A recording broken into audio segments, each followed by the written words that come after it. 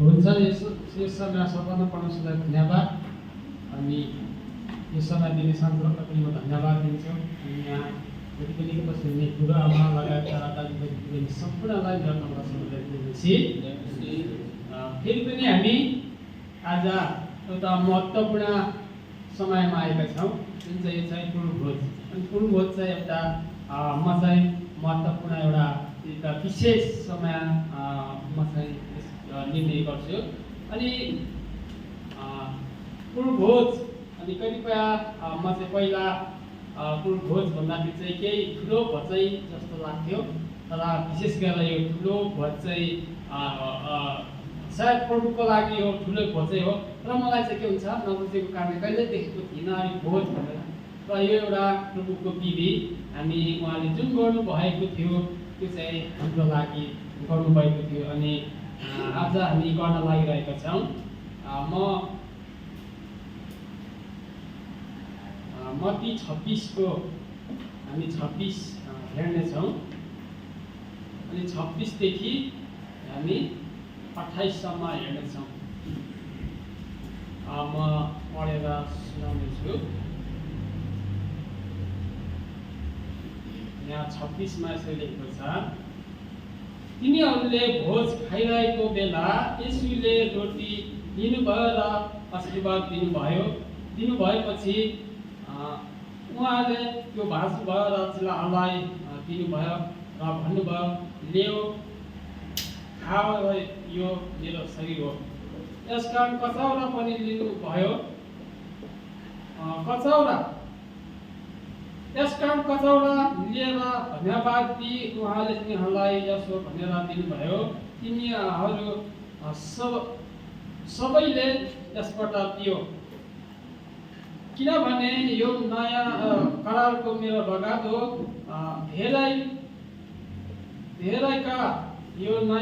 धेरैका निम्ति म अलिक यो अहिले आँखा कमजोरी भएको कारणले मलाई क्षमा गर्नुहोस्, किनकि यो नयाँ करारको मेरो रगत हो। यो धेरैको निम्ति पापको प्रायश्चितको लागि बगाइन्छ। आमेन। अनि विशेष गरेर यो समय चाहिँ हामी पूर्णभोजको बारेमा जुन पक्राउ पर्न आँटेको थियो, अनि त्योभन्दा अगाडि हामी पाउँदछौँ। अनि किनकि धेरैजना यसरी एक ठाउँमा भेला भएर चाहिँ अनि भोज गर्न लाग्नु भएको थियो। अनि उहाँले चाहिँ यहाँ हामी हेर्छौँ भने भोज खाइरहेको बेलामा चाहिँ उहाँले रोटी लिनुभयो भनेर हामी पाउँदछौँ। अनि रोटी लिएर चाहिँ उहाँले भाँच्नुभयो र चेलाहरूलाई दिनुभयो।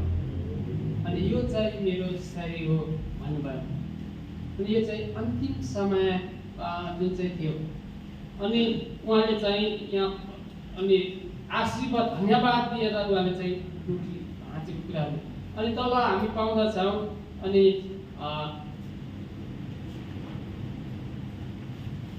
उहाँले चाहिँ धन्यवाद दिइसकेपछि चाहिँ उहाँले चाहिँ त्यो दिनुभयो। अनि उहाँले चाहिँ फेरि अर्को त्यो कचौरा लिनुभयो। अनि उहाँले चाहिँ अनि अर्को कचौरा लिएर पनि उहाँले चाहिँ भन्नुभयो। अनि यहाँ किनभने यो एउटा नयाँ करारको मेरो रगत हो भनेर भन्नुभयो। अनि जुन चाहिँ यो धेरै पाप प्रायश्चितको निम्ति बगाइन्छ भनेर भन्नुभएको छ। अनि यो चाहिँ हाम्रो लागि उहाँले चाहिँ रगत बगाउनु भएको। अनि उहाँले चाहिँ जीवित हुँदै उहाँले चाहिँ के भन्नुभयो, रोटीलाई एउटा शरीर भनेर चाहिँ उहाँले भन्नुभयो। उहाँले चाहिँ के भन्छ, यो मेरो शरीर हो, खाओ। उहाँले चाहिँ रोटी भाँच्नुभयो अनि चेलाहरूलाई दिनुभयो। अनि उहाँले फेरि कचौरा लिनुभयो। अनि कचौराबाट चाहिँ के हुन्छ, यो मेरो एउटा नयाँ करारको रगत हो, धेरैजनाको निम्ति पाप प्रायश्चितको लागि चाहिँ बगाइन्छ। अनि उहाँको रगत जुन चाहिँ एउटा दापरास दिनुभयो। अनि उहाँले चाहिँ चेलाहरूलाई दिनुभयो। अनि त्यो चाहिँ उहाँको रगत अनि हाम्रो पाप प्रायश्चितको लागि चाहिँ बगाइनको लागि चाहिँ उहाँले चाहिँ यो मेरो रगत हो भन्नुभयो। अनि अहिले नै यसो यही हुनुहुन्छ हाम्रो माझमा। अनि येशूको हामी शरीर अनि येशूको रगत हामी खान लागिरहेछौँ अनि पिउन लागिरहेका छौँ। अनि यो चाहिँ अन्तिम समयमा चाहिँ येशूले चाहिँ त्यो एउटा चेलाहरूलाई चाहिँ एउटा जीवनको जुन चाहिँ एउटा जीवन दिइराख्नु भएको थियो, त्यो चाहिँ एउटा उहाँको शरीर र उहाँको रगतमा चाहिँ एउटा जीवन छ। अनि त्यो जीवनमा चाहिँ उहाँले चाहिँ जुन चाहिँ दिइराख्नु भएको थियो, आज त्यो जीवन हामी पनि दिइराख्न आँटेका छौँ।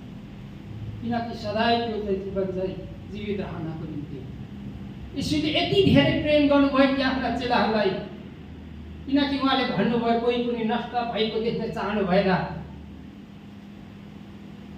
यति धेरै प्रेम गरेर चाहिँ आफ्नै तिमीहरूले चाहिँ मेरो शरीर र मेरो रगत खाओ अनि जुन चाहिँ मेरो रगत चाहिँ पियो भनेर उहाँले भन्नुभयो।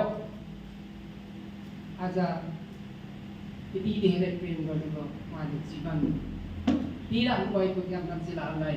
किनकि उहाँ अब चेलाहरूबाट उहाँबाट टाढा भइराख्नु भएको थियो, त्यो बेला चाहिँ यति धेरै प्रेम गरेर चाहिँ उहाँले चाहिँ त्यो गर्नुभयो। अहिले पनि हामीलाई हामीलाई यति धेरै प्रेम गर्नुहुन्छ, यति धेरै प्रेम गर्नुहुन्छ तपाईँ हामीलाई। त्यो कारणले आज हामी उहाँको शरीर रगत लिन आँटेका छौँ, जुन चाहिँ यो चाहिँ हामीलाई जीवनको लागि सधैँभरि हाम्रो अनन्त जीवन पाउनको निम्ति उहाँले गर्नुभएको अवसर हो।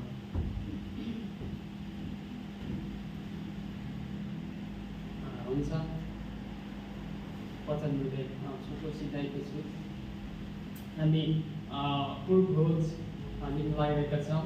हामी बप्तिस्मा नलिनेहरू बस्नेछौँ र बप्तिस्मा लिनेहरू हामी उठ्नेछौँ अनि प्रार्थना गर्नेछौँ। बप्तिस्मा लिनेहरू उठ्नुहोस्, पूर्वभोजको बारेमा हामी प्रार्थना गर्नेछौँ।